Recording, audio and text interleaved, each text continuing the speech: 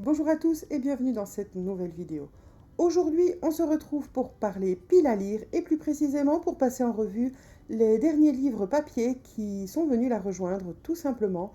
Parce que oui, comme on me l'a fait remarquer il n'y a pas si longtemps, et la personne se reconnaîtra, toi-même tu sais, j'avais dit non, j'ai vraiment plus de place, les livres papier j'en achète plus, j'ai plus aucune place dans mes bibliothèques et puis je lis tout le temps sur liseuse, ça sert vraiment à rien que j'achète des livres papier. Mais ça c'était avant. Bref, tous les arguments que l'on connaît tous, et pourtant vous allez voir que j'ai encore pas mal craqué mon slip.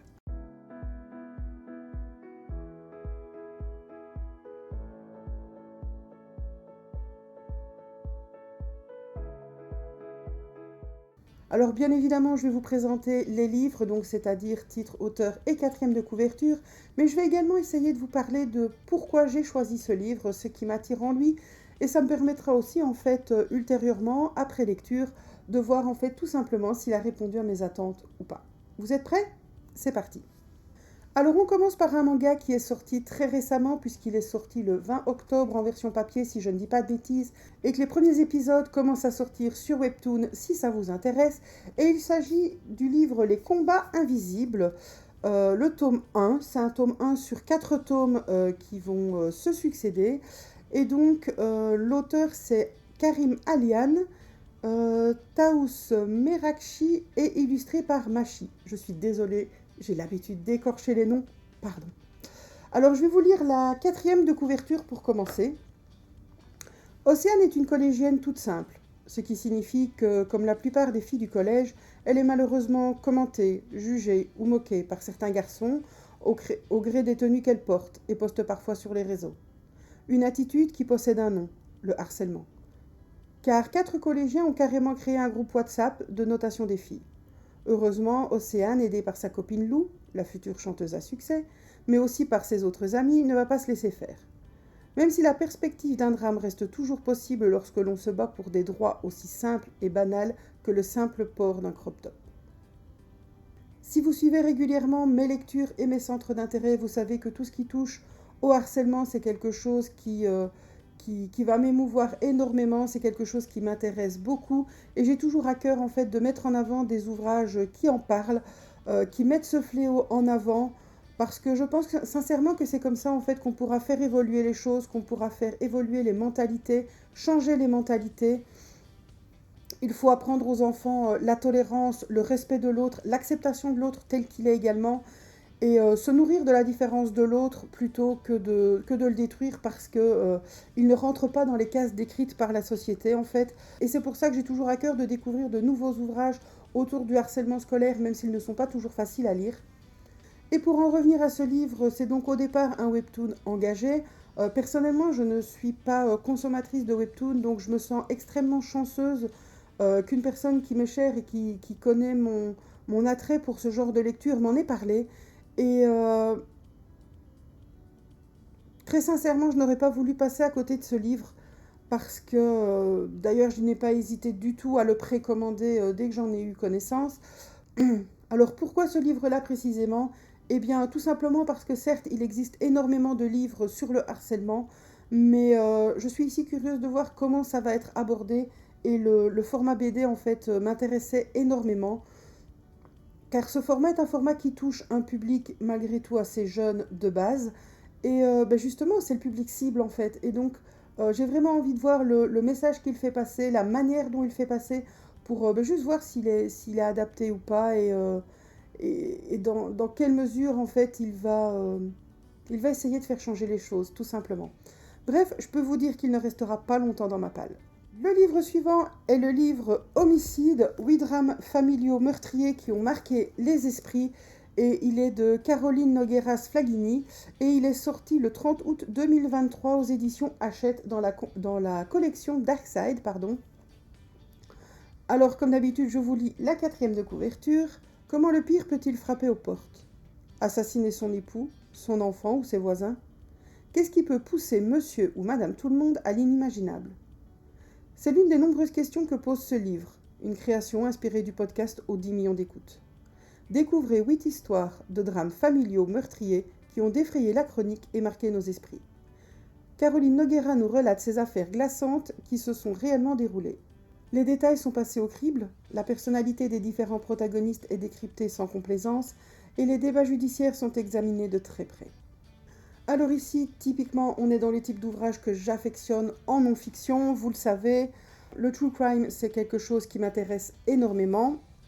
Et non pas par voyeurisme malsain comme on peut parfois le lire, mais dans l'optique d'une part de ne pas oublier, entre guillemets, ces histoires, parce que derrière ces histoires, il y a des victimes, des êtres humains qui ont perdu la vie sans n'avoir rien demandé, et d'autre part aussi parce que j'adore tout ce qui touche à la psychologie de l'être humain, que ce soit au sens large ou au sens plus restreint de ses dysfonctionnements, et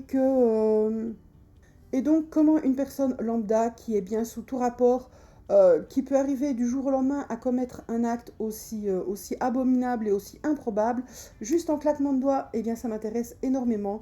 Et ici on est dans des drames intrafamiliaux, donc je me dis que c'est encore plus effrayant et plus intriguant, parce qu'il touche par définition la sphère familiale, et, euh, et je ne peux m'empêcher de me demander à chaque fois, mais comment personne n'a rien vu, à côté de quoi, entre guillemets, on a pu passer, est-ce qu'il y a des choses qui auraient pu être faites pour éviter ça, etc. Et c'est le genre de questions sur lesquelles j'aime m'interroger quand je lis ce genre de livre, et donc fatalement celui-ci m'intéresse beaucoup. Alors, le troisième livre, il s'agit de Maternité de Françoise Guérin. Je vous lis la 4e de couverture et puis je vous dis pourquoi j'ai pris ce livre. On t'a dit qu'il fallait parler au bébé, qu'au petit homme le langage est aussi vital que le lait, mais tu n'as rien à lui dire. La parole en toi s'est depuis longtemps asséchée. Alors tu l'abreuves de lait, faute de trouver les mots. Et pour rencontrer ton enfant, te voilà contrainte de sonder les sources arides de ta propre existence. Dérangeant, tendu, le roman de Françoise Guérin, psychologue clinicienne spécialisée du lien parent-bébé, brise le dernier tabou. La maternité comme accomplissement de la féminité. Alors je dois vous avouer que ce livre m'intrigue beaucoup pour avoir vu passer pas mal de passages en fait sur l'Instagram de l'auteur notamment. J'ai fait connaissance de la plume de Françoise Guérin au travers du livre On noie bien les petits chats, et je dois vous avouer qu'il fait partie de ces livres qui m'ont le plus marqué. Je l'ai vraiment adoré. Dans ce livre, j'ai été embarquée dans un tourbillon d'émotions aussi diverses que variées et waouh, j'en suis sortie complètement retournée, je dois vous avouer. Et je pense que c'est pour ça que j'ai craqué pour Maternité, parce que je me suis dit, ça va être compliqué d'arriver à la cheville de On noie bien les petits chats, mais pourtant, il me tente quand même beaucoup, donc finalement, le voilà dans ma palle. Encore une fois, c'est un thème qui a été souvent mis en avant ces derniers temps, même s'il n'est pas récent, puisque c'est le thème de la maternité. L'image que la société véhicule qui veut que ce soit l'aboutissement total de la femme, que d'être mère, que la maternité c'est merveilleux, que c'est le bonheur absolu, mais pas du tout en fait. Partout on voit des femmes complètement épanouies dans leur grossesse, dans leur maternité, le truc parfait quoi.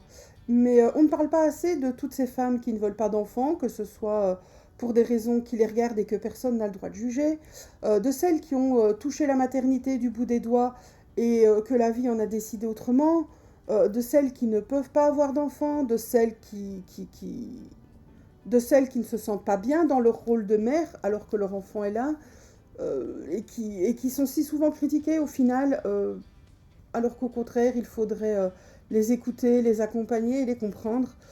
Parce que la maternité peut raviver des souvenirs du passé, des traumas enfouis, tout ça, on n'y pense pas assez et on n'en parle pas assez.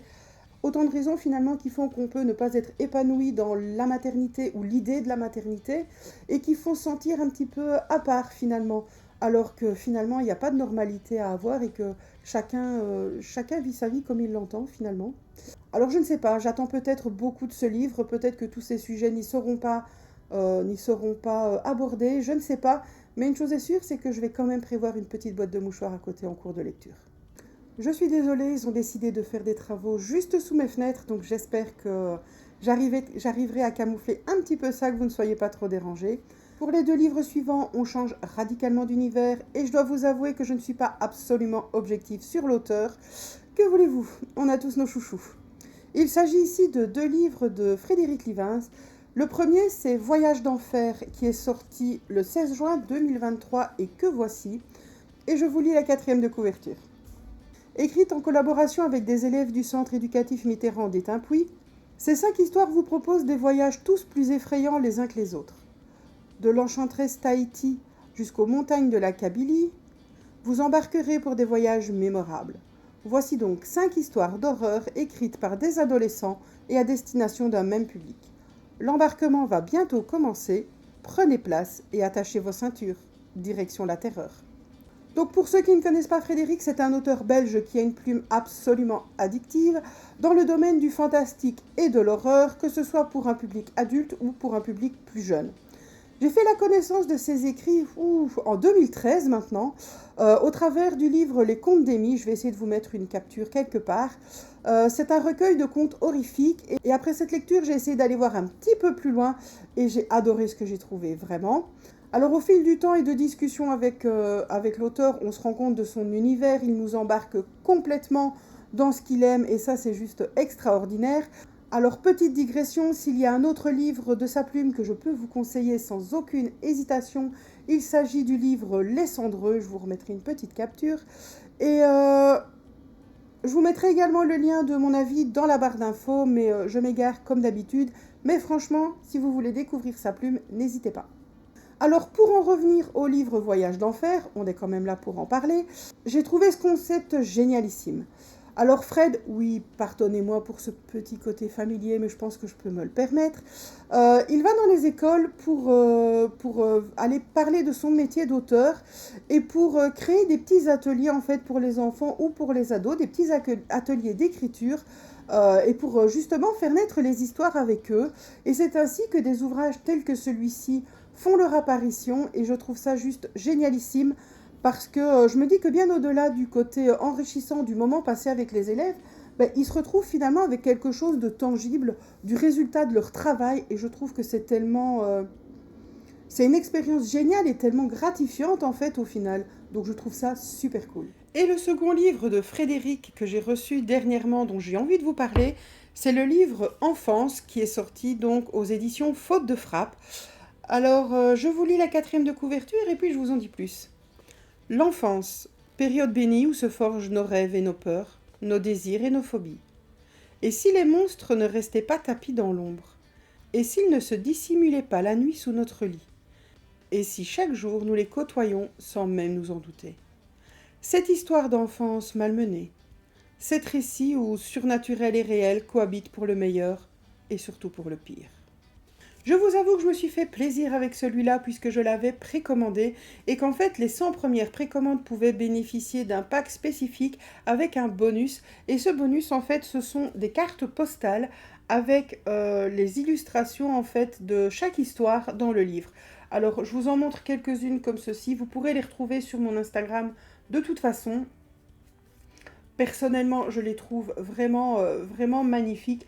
Et donc ces illustrations ont été réalisées par Will Argunas spécifiquement donc pour le livre de Frédéric. Et donc si je vous montre ici, attendez je ne vous montre pas la dédicace, mais donc vous voyez la première carte, ça reprend bien l'illustration de la première histoire et c'est ainsi pour toutes les histoires de ce livre. Et personnellement je les trouve juste magnifiques.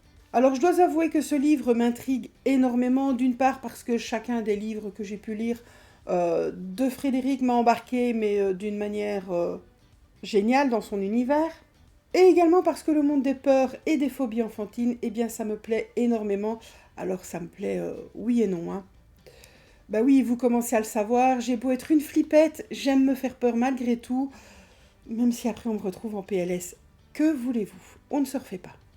Bref, je vous avoue que lui aussi, il ne restera pas très longtemps dans ma palle, il me tarde vraiment de les découvrir. Par contre, là tout de suite, ce que je me dis, mais où je vais trouver le temps de lire tout ça?